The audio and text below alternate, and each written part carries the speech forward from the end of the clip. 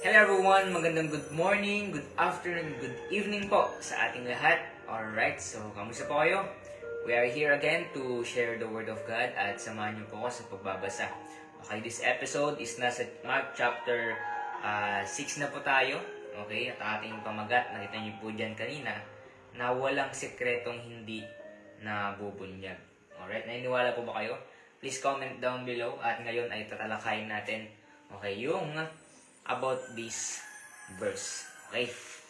So, basahin po na natin yung ating verse and our context. Alright? So, sabi po dito, sa verse 21, at sinabi ni Jesus sa kanila, dinadala ba ang ilawan upang mailagay sa ilalim ng takalan o sa ilalim ng higaan? Hindi ba dapat mailagay ito sa lalagyan ng ilawan?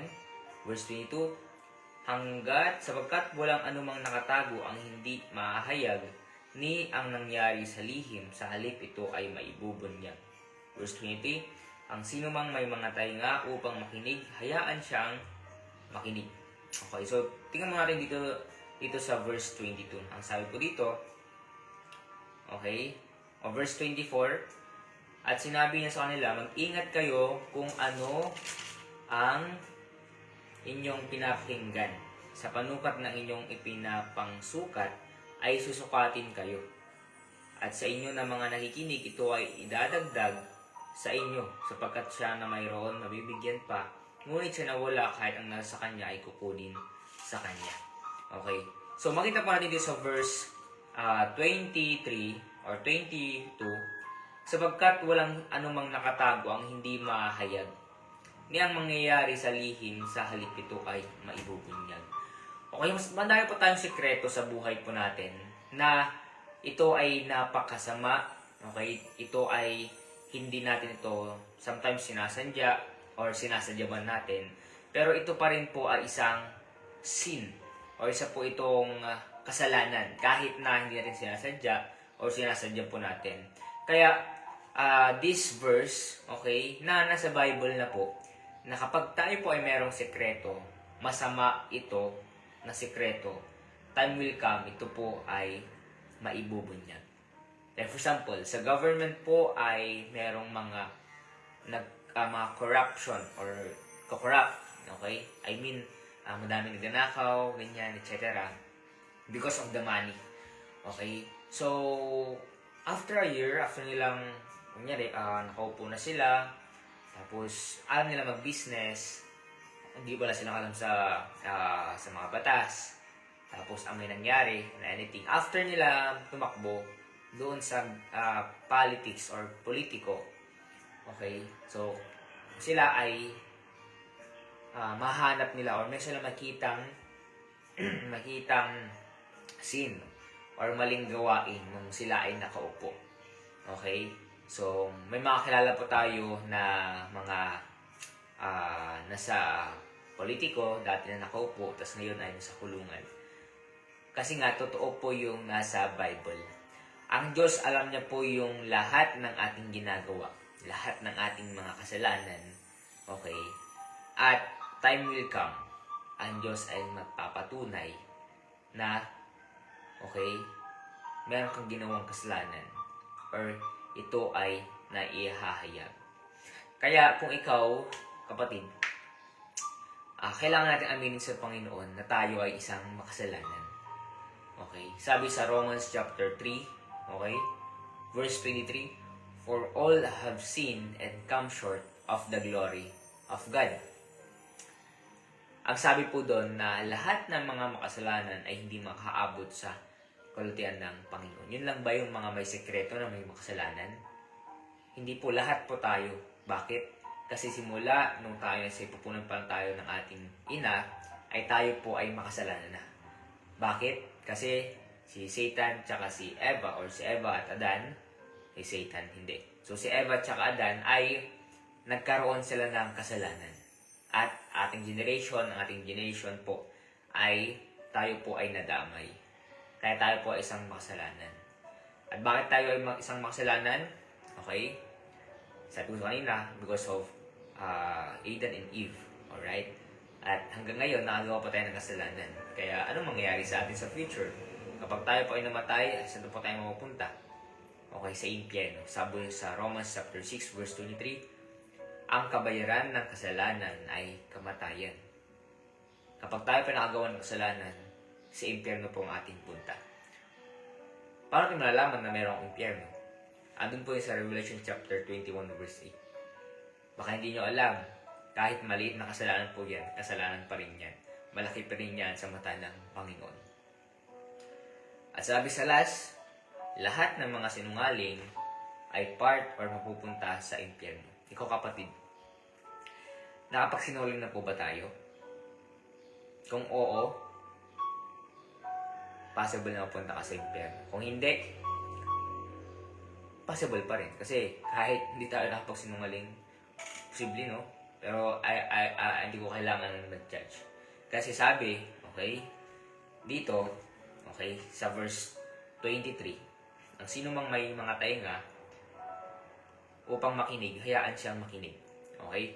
And verse 24, sinabi sa kanila, mag-ingat kayo kung ano ang inyong pinapakinggan. At sa panukat ng inyong ipinangpangsukat ay susukatin kayo. Kung ako po ay mag-judge, time will come, i-judge din ako ng tao. Kumaga, magbabounce back lang yan. Kaya hanggat maaari po, huwag po tayong mag-judge. Okay? For example, nakita natin, o kaya sinabi lang natin ng kaibigan na ganito siya, tapos ginudge na natin, ay ganun pala, ay ganun, nakakalungkot. Pero dapat makita muna natin yung side niya, tsaka tayo mag-judge. Kumbaga, case-to-case basis.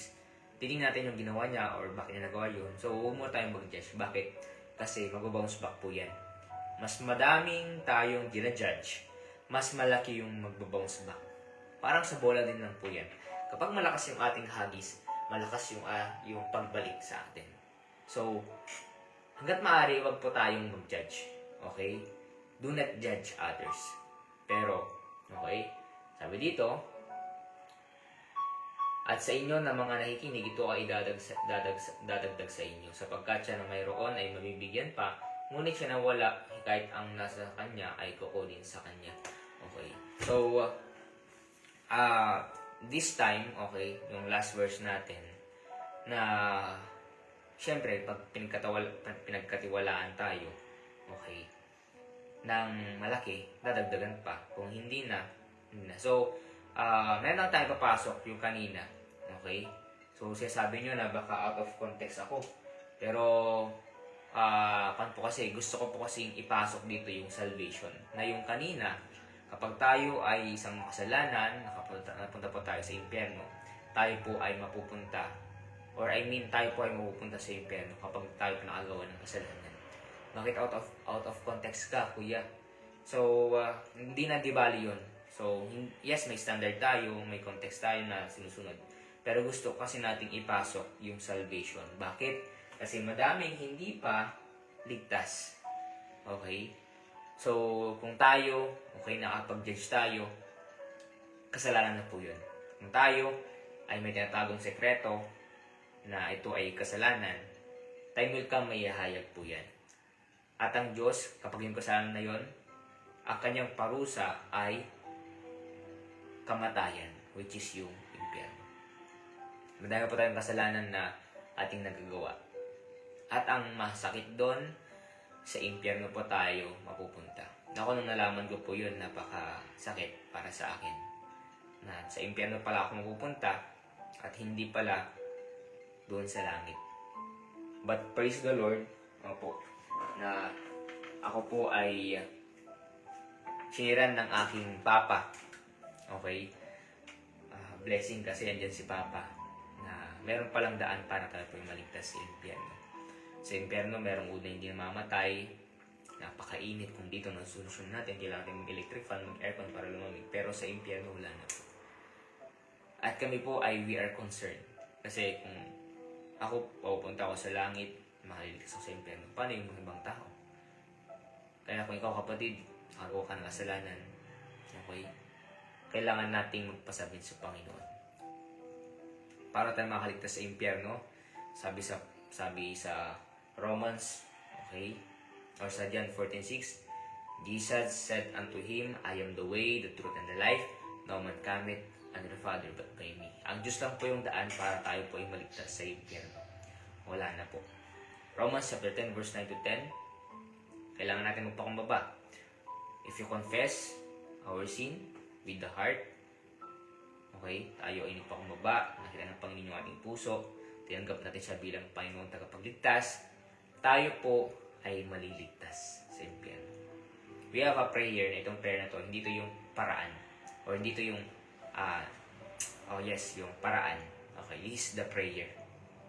Okay, itong prayer na to ay ginawa po para po, maging prayer din po natin. Opo, susundan niyo lang po sa prayer. Okay, I mean, ito po yung paraan, hindi ito yung daan. So, sorry for my mistake. Okay, so ito po yung paraan at hindi ito yung daan. Ang daan po para tayo po yung maligtas talaga ay ang Panginoon yung daan. Sabi nga sa John 46, Jesus said unto him, I am the way, the truth, and the life. No man cometh unto the Father but by me. So, ang Diyos yung daan. Itong prayer na ito lang yung paraan. Okay? So, susunod niyo ako sa prayer. Okay? But my point is, we need God. Kaya natin ang pananampalataya. Kaya natin magtiwala sa Panginoon. Kahit hindi natin siya nakikita, okay, hindi natin siya nararamdaman. Pero kung tayo ay naniwala, nananampalataya, kahit blinded, di rin alam.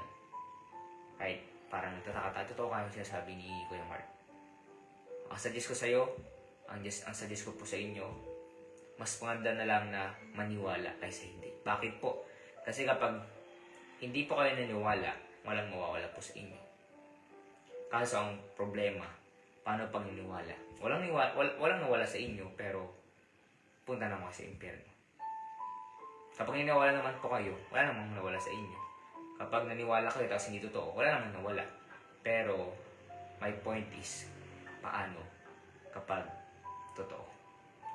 Ang Diyos siya ay nagpapatawad. Ang Diyos ay andyan para tayo ay iligtas. Ang Diyos ay napako sa krus para bayaran yung ating kasalanan.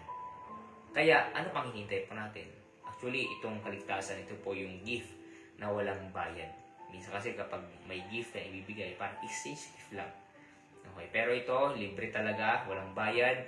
Okay, this live, hindi nyo kailangan na mag-send ng stars, may nakalagay sa comment, pero hindi po yan yung goal natin. Kung magbibigay kayo, why not? Diba? Pero that's not our goal. Our goal is to share the word of God, the gospel, and salvation. Now, if you want, okay, na maligtas sa impyerno, sundan mo ako sa prayer. Let's pray. Panginoon, salamat po sa inyong buhay at kayo po ay napako sa krus para bayaran ang aking kasalanan.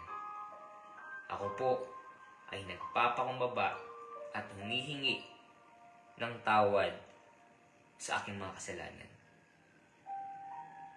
Tinatanggap po kita bilang Panginoon at tagapagligtas ng aking buhay.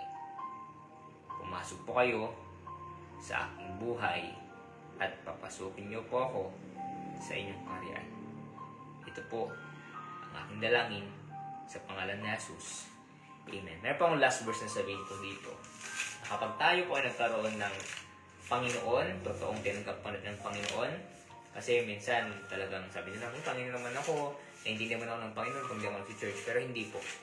Okay? Kung talagang totoong anak kayo ng Panginoon, sabi po dito, okay, dapat tayo po ay nagpapakumbaba sa Panginoon at tinanggap natin ng Panginoon bilang Panginoon at tagapagligtas. Sabi po sa Romans 8:1, once na tinanggap ko ang Panginoon kanina, sumunod ko sa prayer, at tinanggap mo siya bilang tagapagligtas, nagsisi ka sa mga kasalanan mo with your heart. Sabi po dito sa Romans chapter 8 verse 1, okay, kaya ngayon ay wala nang kahatulan sa kanila na kay Kristo, Jesus. Wala na pong hatol. Okay? Walang hatol na kay Kristo na. Okay? Kahit sabihin pa ng mga kaibigan mo, kahit may past ka na nangyari, na ikaw nagsinungaling, tapos nabunyag. Kaya nga sabi ko sa inyo walang sikretong hindi nabubunyag. Temol ka, mabubunyag po yan. Pero kung ngayon tayo nagpakumbaba, alam natin na kasalanan natin sila. Okay? At tayo po ay nagpakumbaba sa Panginoon. Kaya we need God. Okay? Sabi dito, kaya ngayon ay wala nang kahatulan sa kanila na kay Kristo Jesus, sa kanila na malakad ng hindi ayon sa laman, kundi ayon sa Espiritu. At ngayon po ay tayo po ay saved na by grace. Okay? At ang Diyos po ay napakabait. Kasi tayo po tinatangpo na sa langit. Sa langit, mayroong street of gold, mayroong isang puno na 12 fruit, okay, at mayroong isang water o mayroong water po doon na ito po ay as crystal, okay, para siyang salamin. Are you ready? Napunta sa heaven? Siyempre, kung talagang kalaban na Panginoon, kung hindi tayo, di sige. Pero kung hindi pa, okay, we need to share the Great Commission, the Gospel. Okay? Kasi kailangan ito ng mga tao. Alright, kung ikaw ay na-bless, please share and comment kung taga saan ka, saan umaabot ng ating live. Alright, at kayo na yung ang Diyos na yung mag-bless sa inyo. Alright, ang daming mga nag-ring yung ating mga alarm clock kasi 5:30 na. Okay, so kayo na po yung mag-reach, okay, sa akin. Kung may mga tanong po kayo, okay, chat nyo lang po ako. And then, don't forget to like, share, and subscribe our YouTube channel, then our Facebook page. Okay, so big blessing po yan. At salamat sa support. Okay, so see you tomorrow and God bless. Tapos na pa tayo.